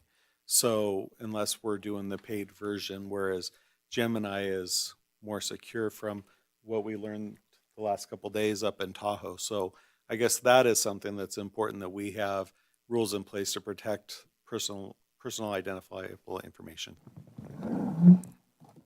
one of our last discussions, every meeting that we've had as a cohort has just completely evolved to not only what we need as teachers, but also what the district is looking at. And one of our last classes was all about cybersecurity with that. And so along with teaching AI, like there are cybersecurity concerns that teachers also need to be taught. And one of them is putting personal data in or including names in those, in whatever it is that they're using. And so, yes, that is definitely a topic that we've been discussing. And I mean, that's a whole nother year of courses that teachers could be taking and investigating because it goes into the ethics and cybersecurity So of the is program. this something, Raymond, that this board and you should work on some kind of a policy to kind of set those guardrails in place for the future?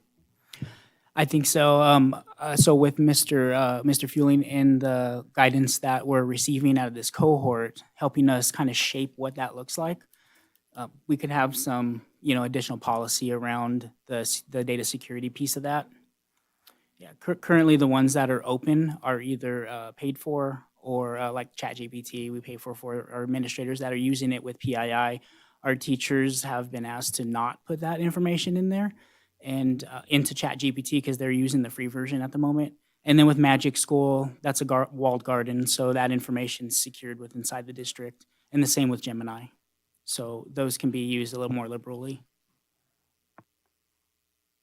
Great. I just have, do the students have access to Magic School and these other tools after hours? At That- home? That's up to the teacher and whether we pause it or lock it or not. So they cannot get onto Magic School without being in one of our virtual classrooms. And so we could leave that virtual assistant open, say if they needed homework help, or if their homework is to go home and generate the answers on their own, then we can turn that off as well.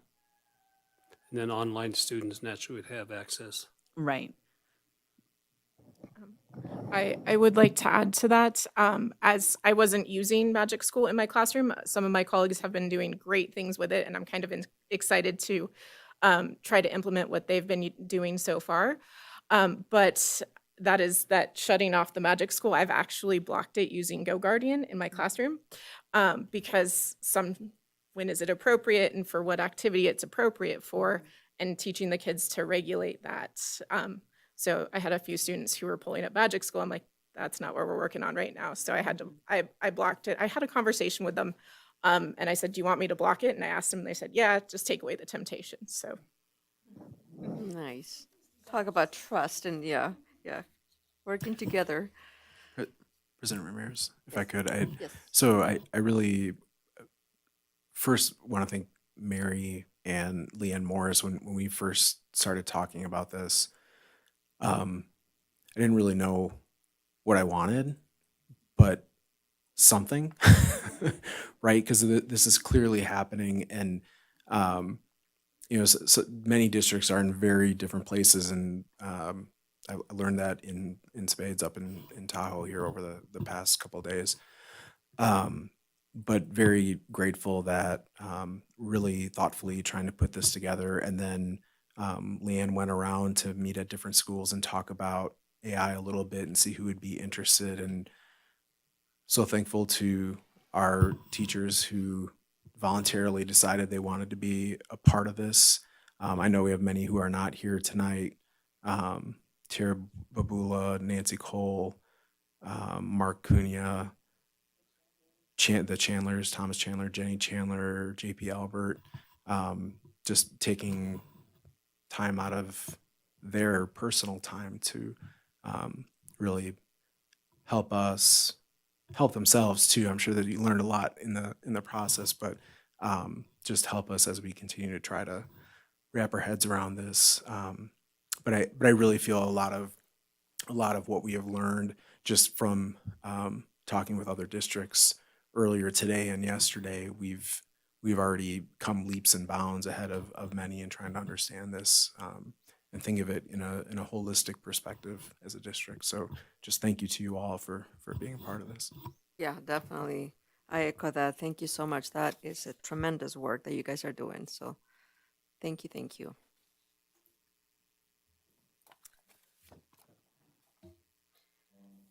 Okay, moving on to agenda item number 14. And I believe we are going to table this agenda item.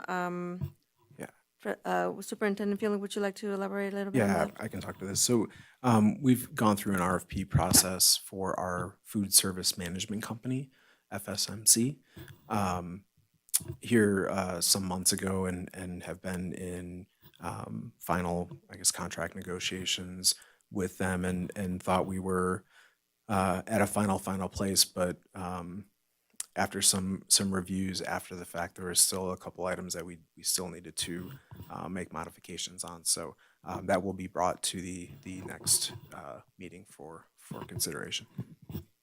Thank you. So, President Ramirez, just because of the way the agenda was approved, I would recommend opening it up for public comment just to be safe. okay, good. So is there any public comment? See none, we can go ahead and proceed. All right, thank you. All right, agenda item number 15, discussion on scheduling a board retreat for the Carson City School District Board of Trustees. And this is for discussion only. So as you may remember, we've talked about this topic before. I asked Superintendent Fielding to put it back on the agenda so we can have the opportunity to further discuss this and see what the appetite is of the trustees. I had suggested that we have this retreat, but I would like to get input from the rest of the trustees and determine if we want to move forward and having this perhaps during the summer or just, identify some of the logistics involved in executing this event. So I will open it up for discussion. I am curious, what is your, what would the purpose of it be, and what is your vision for what this would look like? So what we were thinking is, I was talking to Superintendent Fielding, and one of the things that I would like to do is have the opportunity to do like a team bonding activity so that we can actually get to know we can get to know each other individually and see how we can better collaborate as a group, as a board. I know that we come here to these meetings, but we are not able to have that opportunity to identify each other's strengths or our communication styles or so forth. And so I figured that by having a retreat, as this has been suggested at conferences that we've gone to, would help us grow as a board. Another thing that we talked about was perhaps working with Superintendent Fielding on a subject matter such as family engagement. That's one thing that we are always looking for ways to improve participation from families. I don't know what that is. Is there air conditioning? Okay, good. I'm like, what is that noise? If I may, and I know this is off topic, but I just emailed the director of Parks and Rec, and I honestly did not think I would get a response. But I said, the air conditioning is not kicking on. It is extremely hot. She goes, I am so sorry. I will have facilities take care of it. And boom. So, worked. Yes, Jennifer Budge, thank you. If you're out there listening or anybody else, I honestly did not think she would respond to the email, but thank you. Okay, so anyway, so yeah, those are the things that I have that we would include in our retreat. But again, this is a discussion for us to have, and perhaps provide some suggestions of what we could discuss, what we could talk about at the retreat, and we could, identify first of all how lengthy of a time frame we're looking into, perhaps. Starting off with 3 hours, and then. I guess my suggestion, President Ramirez, would be that we pick topics as opposed to personality traits, and just because it's a public meeting and sometimes those are sensitive. And so I would probably feel more comfortable with picking a topic that we really want to develop and kind of flesh out. Good. And again, this is why I wanted to bring it back up, so that we can actually discuss how we want to proceed. President Ramirez? Yes. Just to maybe help clarify what Trustee Walker's talking about, if you guys are not conducting, deliberating, or acting on any school business, you can have it akin to a training, which would not have to be, or which would not be subject to the open meeting law.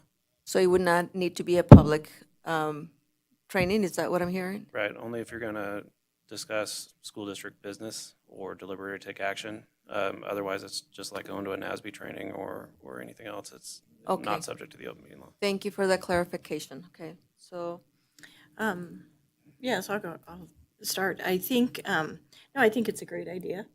I think, a way of possibly moving forward is, giving us some homework Okay. on what it is we think, that the retreat would look like, what Okay. we would like to see, take the next couple weeks to look and see what it would be. And then even at that time, what would be a good time to do it, whether it be, I think summer is too early for us to really kind of have an agenda and make it worth our time. But I think fall and, moving into maybe the early winter wouldn't be a bad idea. But no, I support your idea. thank you. Any other input? I would support it. Okay. New trustees? Yeah, I'm in support. Okay. I don't know what it would look like again. I like the idea of also being able to get to know each other more because we don't really get to do that. So I'm looking forward to that aspect of it. Michelle? Yeah, I don't remember where, it might have been Atlanta. I went to a training and they were talking about a board retreat that they had done. It was definitely Atlanta. And they did like a personality, not just personality, like a trait, strengths, weaknesses, and everybody took the same, like, I don't know, test type thing and identified where they excel and where they may be a little weaker. And they actually put it on their name tags at every meeting to remind each other that, like, okay, maybe if it's something that revolves emotion, we don't talk to Michelle about it. Maybe if it's something that somebody has to be really good at math, we talk to, I don't know, Matt, you seem like a math guy, So, I don't know. I like the idea of learning more than just right now we know each other's faces and we know what we said on our campaigns, but we don't know each other as individuals and as people. And so I like the opportunity or the idea of having the opportunity to get to know each other beyond the surface of a trustee. Excellent, thank you. Matt? I will support doing it. When I think of a retreat, I think about like just a bunch of hanging out and getting to know each other. Yeah, like a barbecue and shooting the breeze. And so I'm kind of confused on are we learning something or are we discussing something, whatever. So, but I'm all for it. I think it'd be great. I like to get to know you guys. I know we don't get to do that. So. Thank Yeah. you. My idea is that definitely get to know each other better, and also how do we work together more effectively. I think I think it's important, Mike, any additional thoughts, or I don't know if I already had asked. No? Okay, good. Well, then how about if we look at the calendar? I agree with you guys that maybe in the fall, identify a date in the fall that works best for everyone. And perhaps we could send that information to Renee. Would that be the best way to go so that we don't create? Yeah? Okay. So how about if you guys look at your calendars and pick a date in the fall, perhaps I don't know, October? Be able to use Doodle September? Calendar? Can we use Doodle? Sorry. Oh, that was me. Sorry. I think maybe to start, what would be helpful instead of maybe specific dates are there maybe general times in the months, like is November good? Is like late September good? And then from there, I can reach out and try to, if we're gonna have someone Coordinate. help us Okay. to see what is actually available, and we'll Okay. see what overlaps for all of you, and then I can start doing some research. I have a clarifying question. Are we looking at something during the week or on the weekend? I'm sorry, say that again? Are we looking at a date on the week, during the week or on the weekend? Whatever works for the group. I am open to suggestions. Okay. Yes. And again, I'm thinking maybe a 3-hour time frame or 3-hour commitment. And perhaps, working with Superintendent Feeling to see if we are able to hire a trainer that will help us, grow.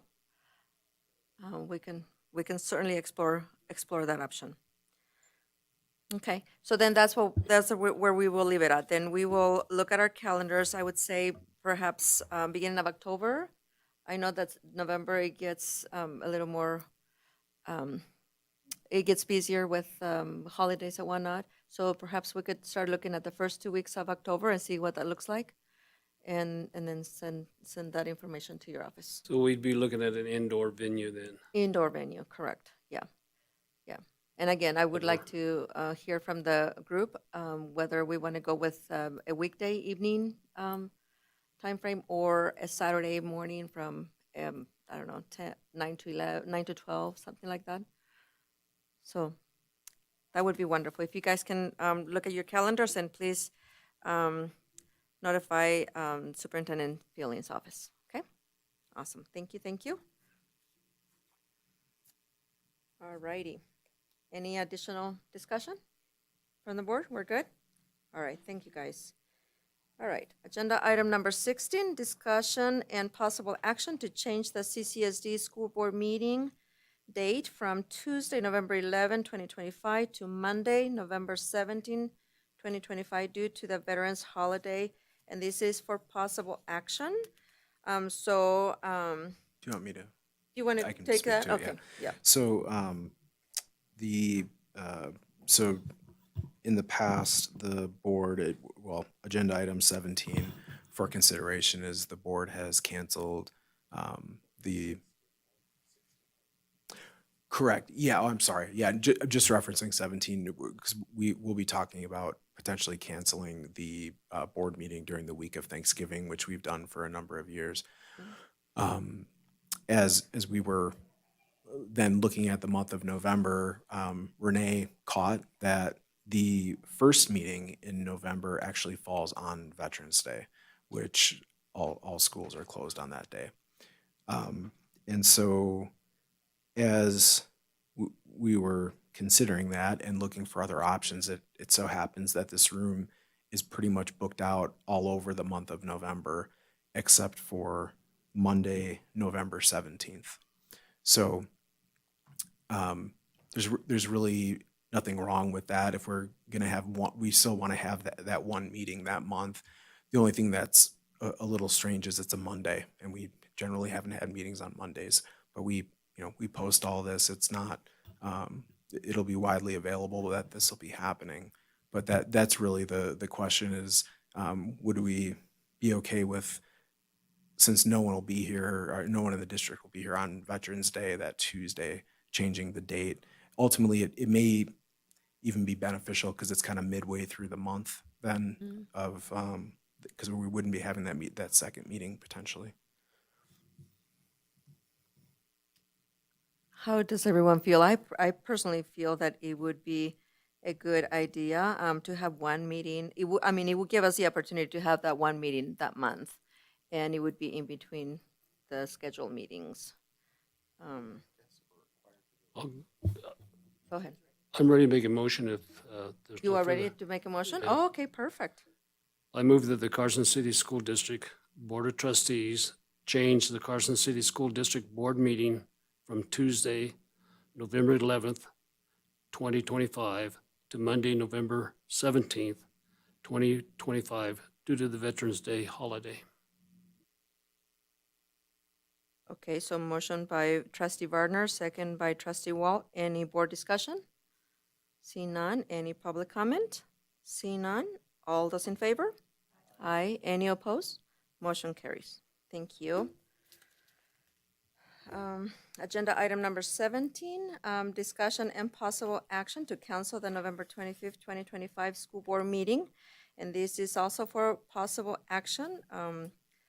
As Superintendent Feely noted, it is during the Thanksgiving holiday, and I believe we are on vacation that week, right? And so it would make sense for us to cancel that meeting, and historically it has been canceled. I'll make a motion. Okay, go ahead. I move that the Carson City School District Board of Trustees cancel the November 25th, 2025 school board meeting. Okay, so motion by trustee Roberts and second by trustee Walker. Any board discussion? See none. Any public comment? See none. All those in favor? Aye. Any opposed? Motion carries. Thank you, guys. All right. Agenda item number 18, approval of consent agenda, and this is also for possible action. Yes, I would like to pull item D and item E from the consent agenda for discussion. Okay. President Ramirez? Just because this doesn't happen very often, the way you handle that is you'll just treat D&E as their own administrative items. You'll call them as an item, take public comment and everything else. But you can still approve the remainder of the consent agenda with one motion. Say that again, I'm sorry. Sorry. Was I mumbling?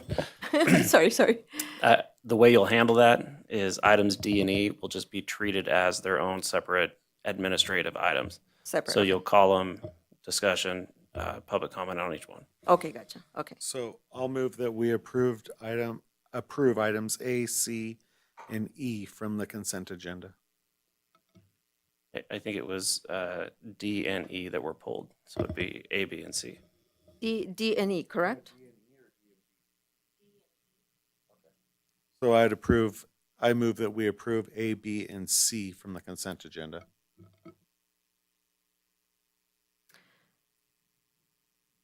Okay.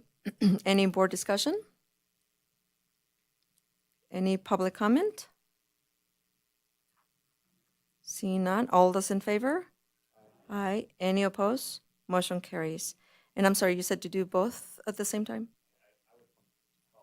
Separately. Okay, so we did D, okay? Are we clear on that? Sorry about that if I messed it up. Okay, so then I will entertain a motion for item E. So I'm sorry, President Ramirez, you need to call agenda item D as its own item, discussion, then action and public comment. So D, yes, that's the one we voted on. Okay, so then.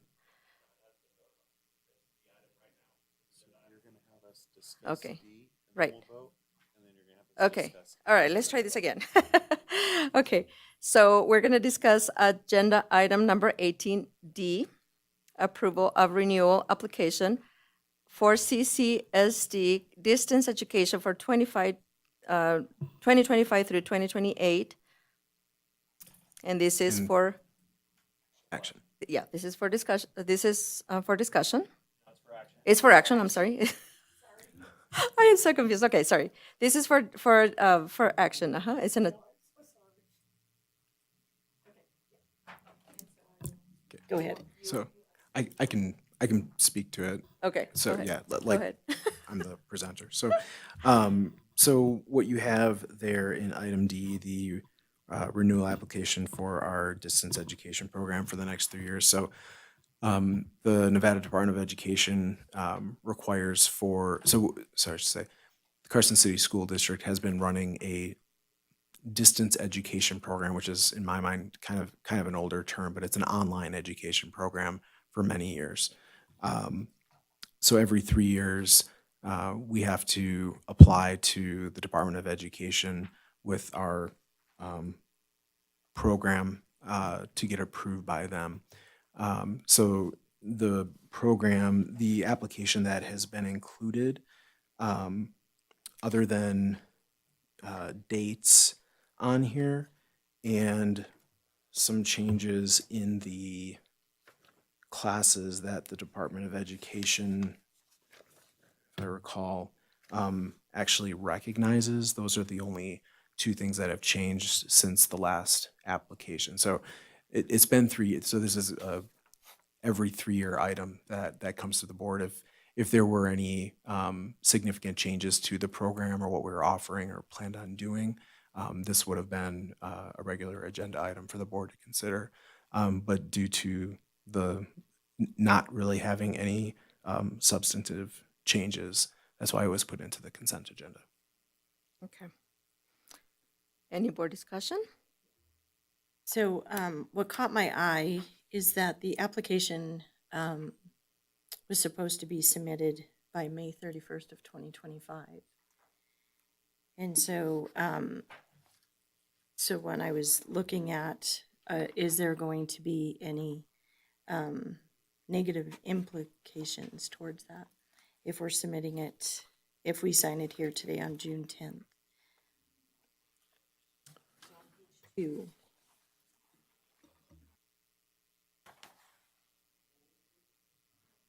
Oh, yeah.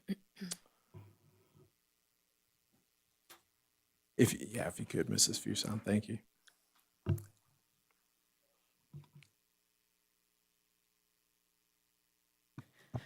Tasha Fuson, Chief Academic Officer for the record. No, there is no implications. That was the due date, correct? We did submit it to the to the state with a note that we have to tell them what differences are made in the application, with a note that we would be bringing it to the board during this board meeting. It is actually not, those changes are not taking effect until the beginning of the school year. So it's fine. It's just, yes, would I have preferred that we had gotten it in before that due date? Yes, I would have. Unfortunately, we did miss that to get that on your agenda. So there will be no problem. We've already submitted it, and the state knows that we're talking about it this evening. Okay, so the state accepted it without approval or just on contingency of approval? They usually take 2 months themselves to return back an approval of it. So we've submitted it as requested and said we were bringing it to you this evening. We will let them know as a follow-up if it gets approved. If not, we'll let them know that it's going to be brought back and done as a presentation item. So it's, for lack of a better way to state it, it's a soft date. It's a living, breathing application. Anytime we make a change to the program, we actually update it. We do what they call an addendum to this plan. As Superintendent Fueling stated, there was no substantive changes whatsoever to our processes. So it's almost like a rubber stamp approval. I don't know. We've had a distance ed program for 15 years. So we submit it, they go thank you, and we usually don't get any feedback whatsoever.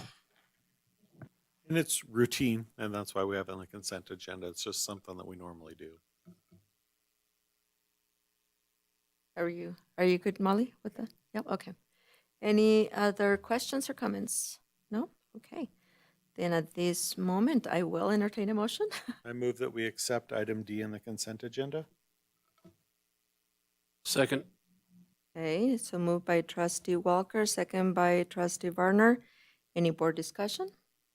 See none. Any public comment? See none. All those in favor? Aye. Any opposed? Motion carries. All right, so then we will move on to the next one. Again, on agenda item number 18, approval of consent agenda item E. Approval of the removal of obsolete staffing positions from the Educational Support Professional, ESP, bargaining unit. I can take that. Mr. Sadler, if you want to come up and help me as I go through this, but effectively there are positions that had existed at one time in the district, and over time as operations have changed and that sort of thing, there haven't been positions filled in any of these positions for quite some time. So it's really cleaning that up. It's not, we're not hiring these positions anymore. So Mr. Sadler, I don't know if you want to expand on any of that. Yeah, no, that's exactly right. We have added positions over the years with different titles, but we don't have a formal process in any of our policy or regs for quote unquote abolishing a position that we no longer fill. So in recent conversations we've been having with CESA and trying to make sure that we have an accurate listing of positions that we actually fill and intend to fill. The positions that are listed as pending board removal are positions that do not have employees, and we would not be filling those positions. So we want that listing to be accurate.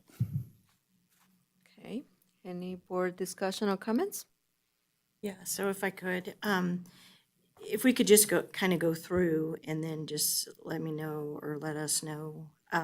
So like is the HR benefits analysis, the HR supervisor, those positions, were the titles changed or these are complete eliminations? So like HR supervisor hasn't been a position that's been filled in over 3 years. That was replaced with an executive level position in 2022. Okay. And then the DHS interpreter one, you had mentioned that, do we not hire ones anymore? We just go right to twos? Correct. Okay, do we have any ones in the district right now? No. No, okay, great. And then I think the one that really caught my eye that I don't know that I want to see go away, but I don't know where you find the funding for it, is the truancy and dropout prevention specialist. Is So- that a different position in the, because I really don't want to see that go away. I apologize. I didn't hear the question. So the one that caught my eye when reading over this was the truancy and dropout prevention specialist. Oh. I don't want to see that go away. Yeah. But- That position was retitled, and I'm trying to think of re-engagement specialist. Yeah. So that it effectively exists. It's changed a little bit. This was the old title up until I think 4 years ago, and then that, yeah. So when we hired the new re-engagement specialist position, there were some changes to some of the expectations of the job. So that's really what it was. So if we were going to, we plan on keeping this re-engagement specialist and rehiring if needed over time, but the job description attached to this position isn't something that we're hiring for anymore. Okay. No, I just didn't want to see truancy go away.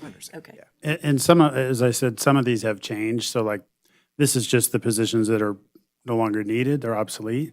But like, as an example, the safety officer 1 and 2, we have campus supervisor that replaced it, that is listed under CESA. Mhm. Okay, any additional questions or comments? I'm ready to make a motion.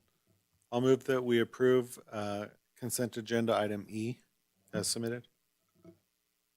Okay, so motion by trustee Walker and second by trustee Walt. Any board discussion? See none. Any public comment? See none. All those in favor? Aye. Any opposed? Motion carries. All right, thank you. Completely new item for me. My apologies on that. Okay, agenda item number 19, informational items, and this is for discussion only. No action will be taken. Any comments or questions on that? Any discussion? No?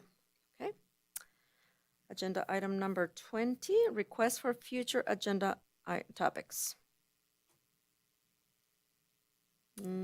Yes, I do. As I mentioned at the last meeting, if we could try to go over each account, I'd like to start that at the next meeting.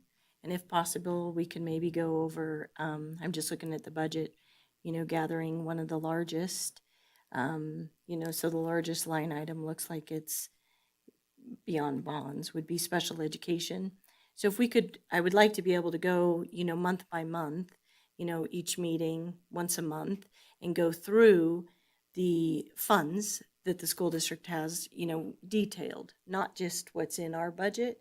I don't think we, like I mentioned at the budget meeting, I don't think we grasp what's actually in there. And if we're going to be asked in the next couple of years to make some cuts, I think we should have an idea of what is actually in there. So if we could maybe start with, we could either start small and go large or vice versa, but special education looks like it's one of the largest state grants. The PCFP, English learners, something like that, that we might be able to do, one fund each time. So Each we time get we an meet. idea of what is actually in there, a detailed idea of what's in that budget. So I guess I would like that on the next agenda, and then, Superintendent Fueling can kind of decide which one to start with. Are you looking for expenditures or like, Yeah, in revenues and like for grants, what grants do we have and what do they fund? And, to my understanding, I always thought until this last budget session that special education was 100% within grants. It was the first time I learned that some of special education does come out of the general fund. I was not aware of that. And, okay, and so he's saying a lot of that because that's not what we learned at the last one, it was kind of of its own. So, yeah, I would like to be able to do one fund once a month, get detailed. Wonderful, thank you. I also would like to add an agenda item. I would like to see Dr. Scott come and present to us the information about the English language learners. I believe we've had that presented every year, and I believe we have not had that this year. So I would like to have her come and present the data and show us, where we are with.